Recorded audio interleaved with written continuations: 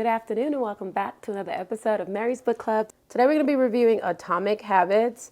Yeah, I know it's been probably a year now since I did a book review, but we are back on our book reading train, so I'm super excited about that. I actually just joined a book club yesterday or 2 days ago, so that should also prompt more ideas. And I ordered a Kindle Paperwhite, so you guys can expect more books. I'll have less of an excuse of not wanting to haul books around. So just wanted to put that out there. The reason I chose this book is because it's everywhere, right? But on a more personal note, I've been experiencing a lot of post-COVID burnout. I talked a little bit about it in this video. I'll plug it up here if you're interested, and also down below. So things that have come naturally to me, I've had to kind of relearn and create habits around them in order to be effective. That is what piqued my interest about this, because I like a good practical book. Okay, so yes, it's considered self-help, but I love that it said tiny changes, remarkable results, because when I got this book, I understood that at this point in my life, I cannot make drastic changes. I cannot do overnight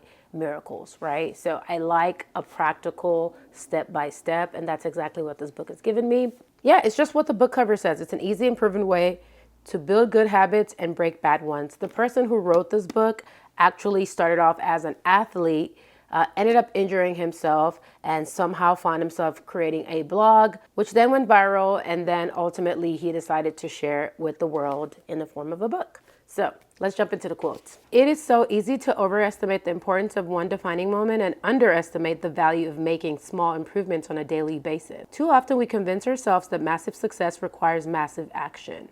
Whether it is losing weight, building a business, writing a book, winning a championship, or achieving any other goal, we put pressure on ourselves to make some earth-shattering improvement that everyone will talk about. That is so key, right? I think a lot of times we're trying to break records, right? We want people to say, I was the youngest that did this, or 30 under 30, or do you understand what I'm trying to say? It's almost like we don't feel like our achievements are worth anything unless someone's ranting and raving about it. But never beget small beginnings. Similarly, habits often appear to make no difference until you cross a critical threshold and unlock a new level of performance. In the early and middle stages of any quest, there is often a valley of disappointment. Facts.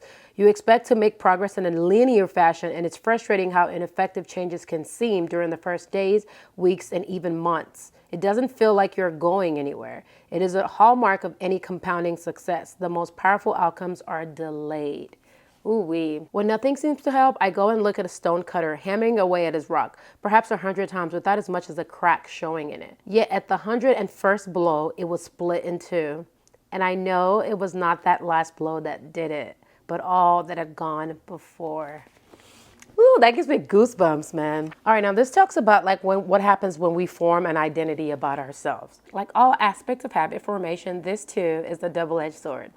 When working for you, identity change can be a powerful force for self-improvement. When working against you, though, identity change can be a curse. Once you've adopted an identity, it can be easy to let your allegiance to it impact your ability to change. Many people walk through life in a cognitive slumber, blindly following the norms attached to their identity. Facts. And he gives examples like, I'm terrible with directions, I'm not a morning person, I'm bad at remembering people's names, I'm always late, I'm not good with technology, I'm horrible at math.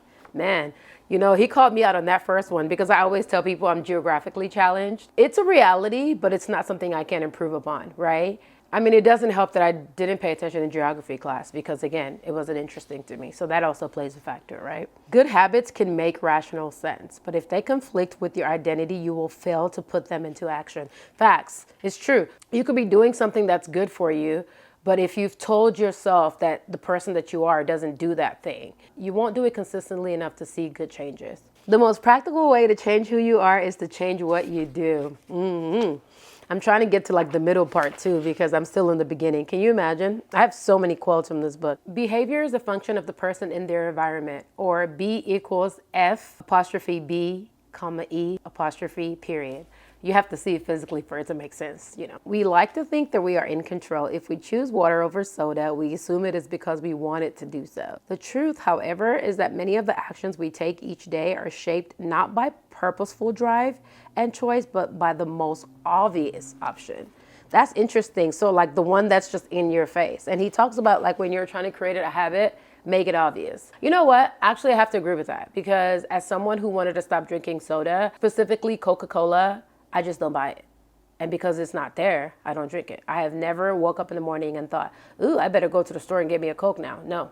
But if it's home, if it's right there in that refrigerator, I'm going to drink it. So yeah, that actually makes sense. So now it talks about habits in the context of addiction. Instead, Robbins revealed that addictions could spontaneously dissolve if there was a radical change in the environment. In Vietnam, soldiers spent all day surrounded by cues triggering heroin use. It was easy to access. They were engulfed by the constant stress of war. They built friendships with fellow soldiers who were also heroin users, and they were thousands of miles from home.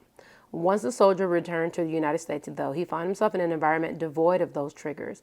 When the context changed, so did the habit. Compare the situation to that of a typical drug user. Someone becomes addicted at home or with friends, goes to a clinic to get clean, which is devoid of all the environmental stimuli that prompt their habit, then returns to their old neighborhood with all of their previous cues that caused them to get addicted in the first place. It's no wonder that usually you see numbers that are the exact opposite of those in the Vietnam study. Typically, 90% of heroin users become re-addicted once they return home from rehab. That is very interesting. And a lot of us would just associate it to like lack of willpower or not wanting to change. But this book really breaks it down to give you a better understanding and also allows you to have more empathy and compassion for people that are struggling with addiction and just bad habits in general. Once a habit has been encoded, the urge to act follows whenever the environmental cues reappear. This is one reason behavior change techniques can backfire.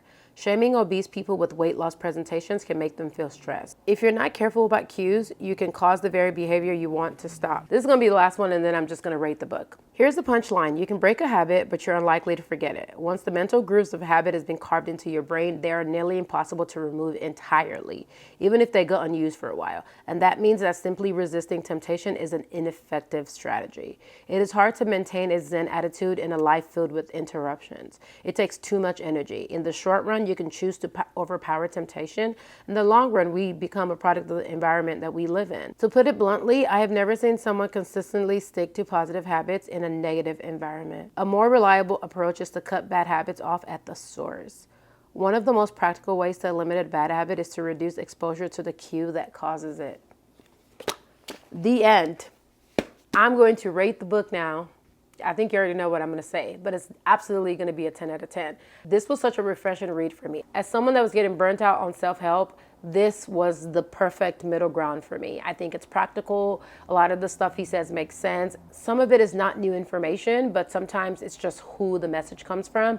And the way that he writes things, the way that he puts things into context works very well for the way that I understand things, if that makes sense. So definitely recommend. Per usual, I have links down below for the hard copy, paperback, and the ebook version and Audible if you're interested. I also have my free trial Audible link down below. It does give you a free 30-day trial, and you do get to keep the books even if you decide that you don't want to keep the membership. So you have nothing to lose, and you have all the books that you could possibly listen to within that month to keep for life. I hope you enjoyed this book review. I do plan on putting them out every first Sunday of the month. So if you are interested, definitely subscribe, and I will see you at the very least first Sunday of April.